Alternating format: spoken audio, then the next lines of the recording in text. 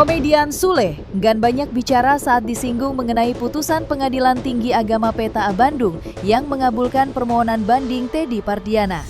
Dalam putusan tersebut diketahui Teddy bersama anaknya Bintang ditetapkan sebagai ahli waris sah almarhumah Lina Jubaidah yang juga merupakan mantan istri Sule.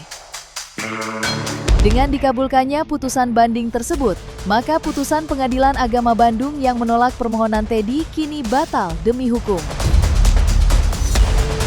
Kini bola berada di keluarga Sule, terutama sang anak Rizky Febian. Jika dalam 2 minggu tidak mengajukan kasasi, maka putusan Pengadilan Tinggi Bandung yang mengabulkan permohonan Teddy sah demi hukum. Lantas, apa langkah Sule dan Rizky Febian selanjutnya? Aku tidak mau komentarin itu ya, mohon maaf ya, yang lain aja. Enggak karena nggak diundang. Ya bagus lah. Kenapa? Salahnya di mana? Nggak ada yang salah. Kita santai aja. Ada lah, komunikasi ada. Mau gimana Iki, udah tinggal diobrolin sama pengacara. Permohonan gugatan yang diajukan Teddy di Pengadilan Tinggi Bandung akhirnya berbuah manis.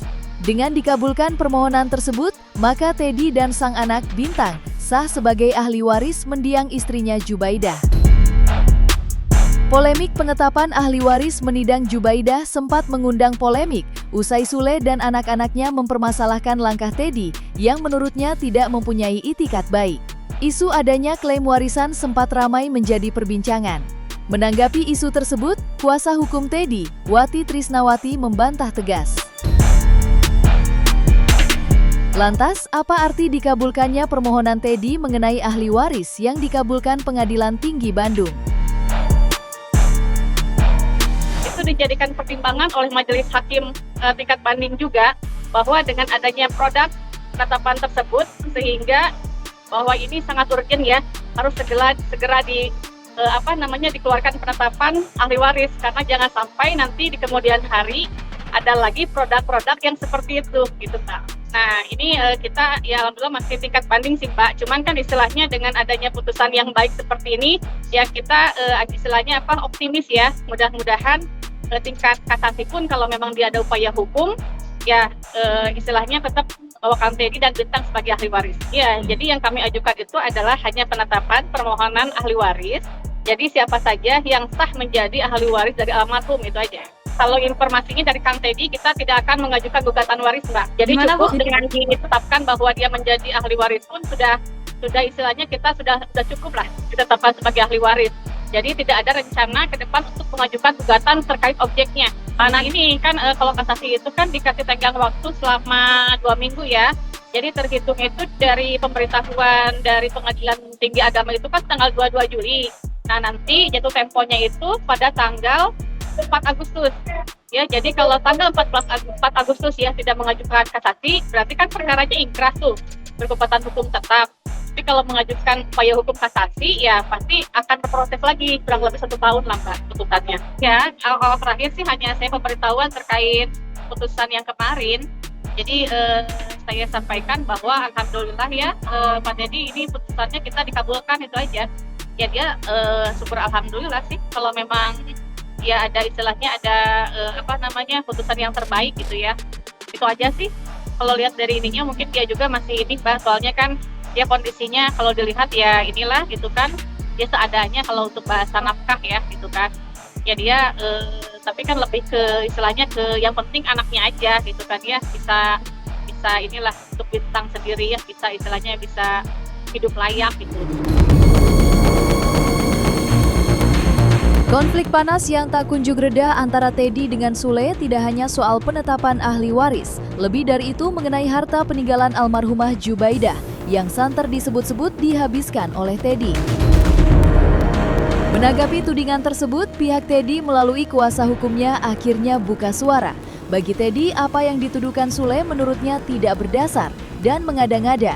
Terkait harta yang dipermasalahkan menurutnya sudah jelas antara harta yang diperoleh Teddy sebelum dan sesudah menikah dengan Jubaidah. Sebelumnya, Sule dan sang anak Rizky Febian akan menempuh jalur hukum untuk memperkarakan masalah tersebut usai Teddy dianggap tidak mempunyai itikat baik untuk menyelesaikannya secara kekeluargaan. Sampai kini, isu tersebut masih menjadi polemik dan belum menemui titik temu. Oh itu katanya bukan objek waris Mbak, itu milik secara legalitas milik Kang Kos-kosan Teddy. bukan?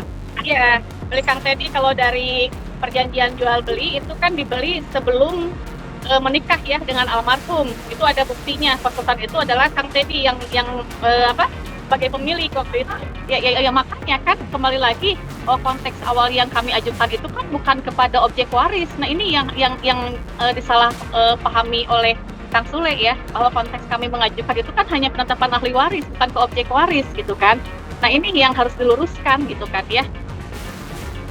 Jadi Kang Teddy tidak pernah mengungkit masalah warisan, apalagi warisan dari Kang Sule, tidak ada gitu kan.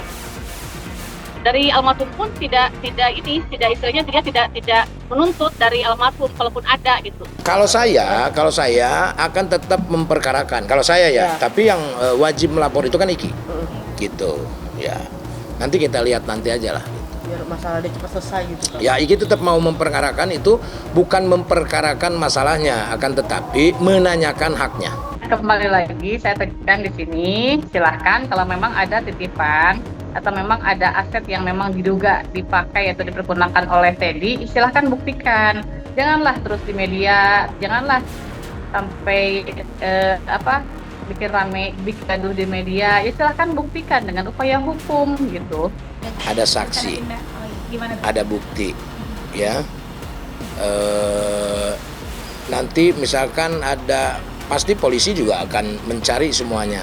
Bukti, saksi kalau safety box ada, kalau misalkan memang ada kunci ganda, ya kan. Terus saksi Pak Ecet pernah datang ke bank untuk alasannya mau memfotokopi semua berkas. Apa haknya dia memfotokopi semua berkas? Seharusnya kan minta izin sama Putri dong. Kan ini tidak. Kalau membantah ya silakan, monggo. Kalau membantah monggo, silakan. Ya kita mah santai kok. Mau membantah ya silakan. Kan belum ada LPM.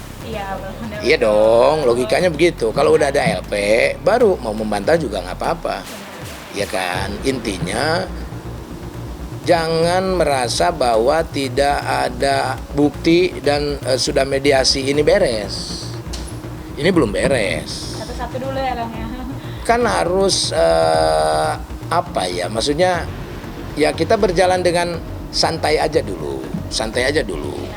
Iya, toh kita juga tidak ya mau kita kembalikan kembali juga uang udah nggak ada kok, ya kan gitu ya. Nah cuma kalau saya pribadi, karena kan yang mau melaporkan Iki nanti, kalau saya pribadi, kalau ini dibiarkan nanti bakal ada korban lagi.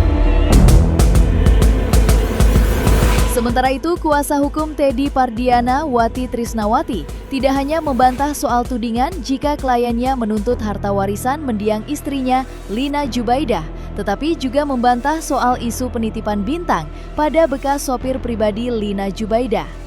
Menurutnya, selama Teddy mendekam dalam penjara, Bintang dititipkan pada orang terdekatnya yang sudah dianggap orang tuanya sendiri, bukan pada orang lain sebagaimana yang selama ini dituduhkan Sule. Bantah-membantah terkait berbagai macam isu yang berkelindan, menambah perseteruan antara Teddy dengan Sule makin panas. Tanggapan keras dari pihak Teddy pun seperti menjadi jawaban atas serangan yang belakangan terus disuarakan Sule. Dan seperti inilah tanggapan kedua belah pihak terkait polemik yang saat ini terjadi. Kalau sepengetahuan saya sih ya selama ini saya dampingi kurang lebih 5 tahun, bahwa Bintang itu belum pernah ya dititipkan ke Kang Ecet, nggak pernah itu saya dengar.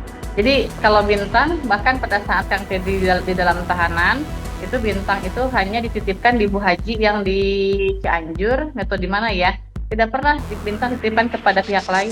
Sudah dianggap bahwa Bu Haji Pak Haji itu sudah dianggap orang tua kandung dari Kang Teddy itu sendiri sih. Jadi emang dia percaya kepada Bu Haji itu nggak ada info dari Kang Teddy dititipkan ke Kang Ecet, apalagi ya Kang Ecet tahu sendiri lah pihaknya, mestinya berpihaknya kemana. Gak mungkin Kang Teddy percaya nitipkan Bintang kepada Ecet. Kan ketika umur dari umur kecil bayi itu sampai 7 bulan kan Putri membiayai sama Iki. Iki beliin emas, kalung, gelang, popok, susunya selama 7 bulan. Nah, setelah diambil sama bapaknya, anak-anak tidak mau membiayai, karena kan udah ada bapaknya yang membiayai. Dan sebetulnya walaupun disimpan di Pak Ecet kan tidak ada hak. Jadi seolah-olah anak itu kenapa disimpan di Pak Ecet, kecuali kalau dia lagi di penjara. Ya dong. Masa iya kita terlantarkan anak yang tidak berdosa walaupun itu hasil dari menyakitkan. Tetap kita biayain lah. Dan saya juga tidak mengajarkan anak saya untuk jahat sama manusia. Kita tidak boleh melihat kejahatan bapaknya, tapi melihat anak itu tidak berdosa. Jadi kalau dibilang tidak membiayai, itu juga pertanyaan konyol.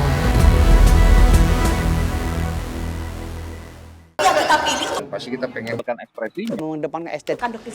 Jelas tadi mendengarkan.